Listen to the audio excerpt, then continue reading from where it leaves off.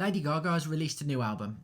You know, in that time before you meet someone and you've heard things about them, you build up a mental image in your head of what they are like. Well, if I look at this Gaga album before I listen to it, let's see, 2 pop singles leading it off, I can pretty much guarantee that the third song will be meh, and then the momentum will be back with track 4.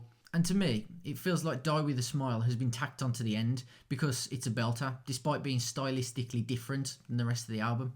At the start of Mayhem, we have electro purse face Gaga, and at the end of the album, we have smoky 60s dinner lady. Both seem from different eras, never mind bookending the same album.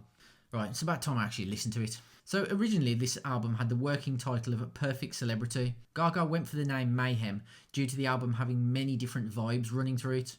Gibberish disco banger Abracadabra is second on here. Basically, it's a perfect Gaga tune. The kind of tune you'd put on your resume to introduce yourself and let people know what you're about.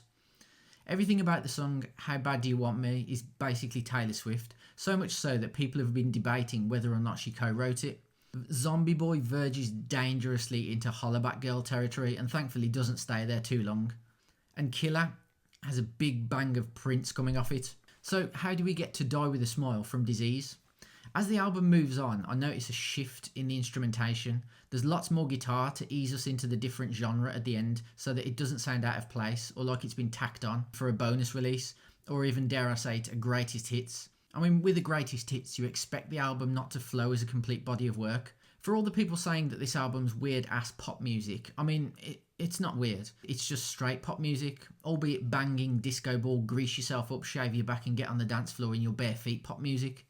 Mayhem's a very important album for Gaga. She's of the generation that are attempting to stay relevant in the current pop climate, with younger artists doing numbers, and like it or not, age can still play a big part of how you're perceived in the public eye. She also has to look at herself.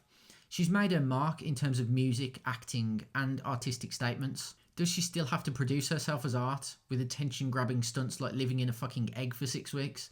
Or can she just sit back and rely on the performance of her songs to appeal to a new generation of fans? I mean, I love the fact that there was a press conference for this album. It's the big fat patch leads and loads of microphones that do it for me. At one point during the press conference, a fan says, "You have changed my life." To which she looks at the fan and says, as sincere as fuck, "You have changed mine." It's a great moment. So while others from her generation have failed, Gaga has massively succeeded by releasing a great, albeit uneven, pop album.